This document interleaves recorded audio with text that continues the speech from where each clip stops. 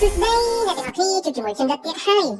យអញ្ចឹងអ្នកទាំងអស់គ្នាប្រកាសជារងចាំហើយនិយាយដល់ពីមួយថ្ងៃទៅមួយថ្ងៃរឿងនេះគឺវាកាត់តែក្តៅកពុកតែម្ដងអ្នកទាំងអស់គ្នាប្រកាសជាចាំមើលវគ្គពិសេសនៅក្នុងរឿងនេះហើយវគ្គពិសេសក៏វាចិត្តដែរប៉ុន្តែវគ្គនេះក៏មិនធម្មតាដូចគ្នានៅថ្ងៃនេះផងដែរអ្នកទាំងអស់គ្នាប្រកាសជាចង់ដឹងហើយថាឥទ្ធិពលរបស់ Angorot ដែលជាឆ្លងបិសាចមួយផ្សេងទៀតថ្មីដែលយើងទៅតែស្គាល់នេះតើវាខ្លាំងក្លាប៉ុណ្ណាដូច្នេះដើម្បីកុំឲ្យវានឹងវែងឆ្ងាយយើងជួបដល់សាច់រឿងរបស់យើងតែម្ដងប៉ុន្តែមុននឹងជិះដល់សាច់រឿងខ្ញុំសង្ឃឹមថាអ្នកទាំងអស់គ្នានឹងកុំភ្លេចជួយ Subscribe និងដាក់កណ្ដឹងម្នាក់មួយផងដើម្បីទទួលបានវីដេអូថ្មីៗហ្នឹងប្លែកៗអញ្ចឹងរឿងរបស់យើងចាប់ផ្ដើមឡើងដំណើរតែបង្ហាញឲ្យឃើញថាឥឡូវនេះជីវិតរបស់យើងកំពុងតែនៅកន្លែងអាកំបាំងមួយយើងមិនដឹងថាវានៅកន្លែងណានោះទេប៉ុន្តែមួយសន្ទុះក្រោយមកក៏បង្ហាញឲ្យឃើញដានម៉ា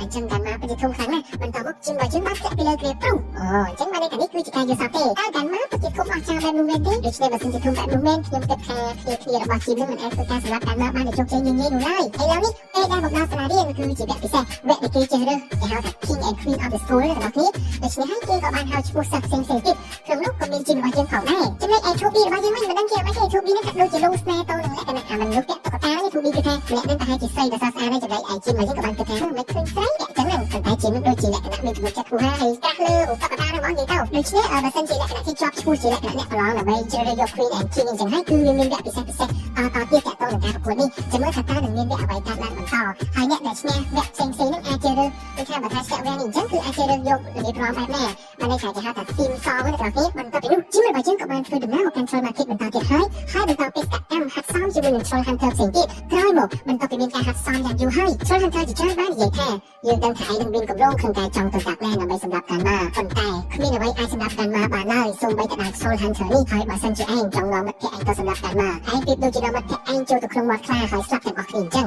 ដូច្នេះគឺរបៀបនៃការសម្រាប់កាន់ម៉ាគឺគ្មានទេអ្នកទាំងអស់គ្នាតែអ្នកទាំងអស់គ្នាគិតយ៉ាងម៉េចទៅចាំឲ្យបិសាចនៅកំពុងកំហែងដល់ពួកគេរហូតឬមួយក៏យ៉ាងណាបន្ទាប់ពីនោះជីវិតរបស់យើងក៏បានចេញមកខាងក្រៅវិញហើយជួបជាមួយនឹង Dral តែក៏បានសួរនាំតាក់ទងរឿងឪពុករបស់ខ្លួនបាននិយាយបន្តមកជីមក៏បាននិយាយតាមរឿងដែលឪពុករបស់ Dral បានតាព្រោះ Dral ក៏បាននិយាយទៅវិញថាខ្ញុំមិនជឿលើរឿងនោះទេសំខាន់លើយើងមានការព្យាយាមនិងសហការគ្នាតែប៉ុណ្ណោះទីនោះផងដែរក៏បានបញ្ញាយករឿងអីមិនដឹងពីរឿងសំខាន់ទៅណាស់មកប្រាប់ពួកគេដោយនិយាយថាឥឡូវនេះ Blinky នោះគាត់កំពុងតែធ្វើការអានសិភៅជ្រុលហួសហេតុគឺអានអត់ឈប់អត់ឈរតែម្ដងបន្តមកជីមក៏បានធ្វើការបញ្ញាមកពិនិត្យពេលដែលមកពិនិត្យហ្នឹង Blinky ក៏បានប្រាប់ថា Master Jim ឥឡូវនេះខ្ញុំដឹងពីរបៀបសម្រាប់ដានម៉ាហើយខ្ញុំព្យាយាមអានសិភៅមួយថ្ងៃហើយទើបរកឃើញនេះគឺជាសិភៅចុងក្រោយដែលមានតែមួយក្បាលនេះប៉ុណ្ណោះដែលនៅសេសសល់ហើយនិយាយពីរបៀបសម្រាប់ដានម៉ាព្រោះតែ Blinky មិនដឹងជាយ៉ាងម៉េចតែគេយកសិភៅយកទៅដុតចោលបន្តមកនឹងពួកផ្សេងទៀតនឹងជាពិសេសជារបស់យើងមានការឆ្លងមែនតើដែលក៏ដុតសិភៅនឹងចោលហើយពួកគេក៏បានព្យាយាមនាំគ្នានឹងផលិតសិភៅនោះតែ Blinky នៅតែហាមមិនដឹងជាយ៉ាងម៉េចទេ Blinky ស្គាល់ឬមួយក៏យ៉ាងម៉េចរួចហើយ Claire នេះក៏បានយកកណ្ដាប់មួយមករុំទៅធ្វើឲ្យសិភៅរលត់ប៉ុន្តែពេលដែលមើលទៅគឺវាឆេះខ្លាំងទៅជាផែបាត់ទៅហើយរួចហើយ Blinky ក៏បាននិយាយថាវ៉ាវពិតជាអស្ចារ្យមែនខ្ញុំស្មានតែវានឹងអត់ដំណើរការតែ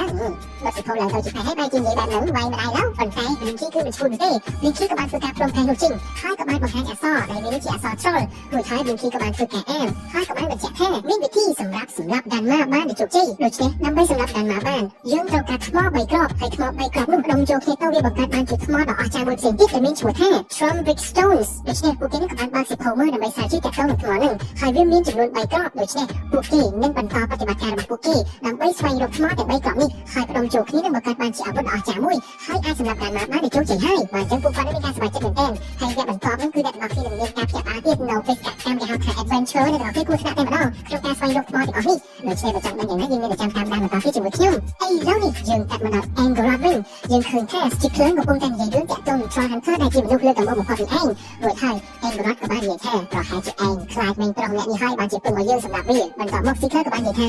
មិនមែនទេគឺដោយសារតែយើងមានមុខមាត់ពេកក្នុងសង្គមយើងមិនចង់ឲ្យមានគេសង្ស័យឡើយណាមួយក្មេងប្រុសនេះកំពុងតែបង្ករឿងរញ៉េរញ៉ៃវាចង់ទៅជួយអូនប្រុសស្រីស្នេហ៍របស់ខ្លួនដូច្នេះបើកាលណាវាចូលទៅក្នុង Dark Land បានវានឹងដោះលែងអ្នកផ្សេងទៀតដូច្នេះវានឹងអាចមានបញ្ហាដល់ពួកយើងអ្នកប្រែកាយផ្សេងនេះហើយបើសិនជាឯងសម្រាប់វាបានទៅជោគជ័យយើងនឹងឲ្យជានេះទៅឯងវិញហើយឯងនឹងមាន freedom ឯងចង់ធ្វើអ្វីក៏ចង់ចុះរួចហើយ Angorot ក៏បាននិយាយថាបានយើងនឹងសម្រាប់វាប៉ុន្តែយើងមានលក្ខខណ្ឌក្នុងការសម្រាប់វាអញ្ចឹងបានន័យថាឥឡូវនេះ Angorot នឹងគាត់ចង់សម្រាប់ Troll Hunter ប៉ុន្តែគាត់មានរបៀបសម្រាប់របស់គាត់តែយកគាត់ដឹងថារបៀបសម្រាប់នេះយ៉ាងម៉េចទេយើងមានតែតាមដានបន្តទៀតអញ្ចឹងកាត់មកដល់ Claire របស់យើងវិញឥឡូវនេះនាងនៅជាមួយនឹងប្អូនខ្លាំងៗរបស់នាងហើយនាងតែងតែហៅអា Troll អ្នកនឹងថា not in reach ព្រោះប្អូនរបស់នេះឈ្មោះ in reach ដល់ពេលអញ្ចឹង Troll ខ្លាំងៗនាងតែងតែហៅ not in reach ចឹងទៅបន្តមកនាងក៏បានឃើញរូបថតអូនរបស់នាងហើយនាងក៏បានសម្ដែងទៅមុខនាងកំសត់ណាស់ហើយនាងអូនរបស់នាងខ្លាំងមែនទែនបន្តមក not in reach នឹងគាត់ក៏បានលក្ខណៈស្ដោះទឹកមាត់ចូលទៅក្នុងកញ្ចក់នឹងអាចជាវេទមន្តរបស់គាត់ណាពេលដែលស្ដោះចូលអញ្ចឹងទៅក៏បាន ប្រទះឃើញថាប្អូនប្រុសរបស់នាងនឹងកំពុងតែសម្លាប់យ៉ាងស្កប់ស្កល់និយាយទៅពួក changeling ឬមួយក៏យើងហៅថា troll ប្រែកាយហ្នឹងពួកគេនឹងតែងតែរក្សាអ្នកដែលផ្លាស់ប្ដូររាងកាយរបស់ខ្លួនហ្នឹងជាពិសេសតើតើនឹង ingredient ជាដើមនិយាយមកគេធ្វើយ៉ាងណាក៏ដោយកុំឲ្យគ្មានប្រវត្តិនេះមានគ្រោះថ្នាក់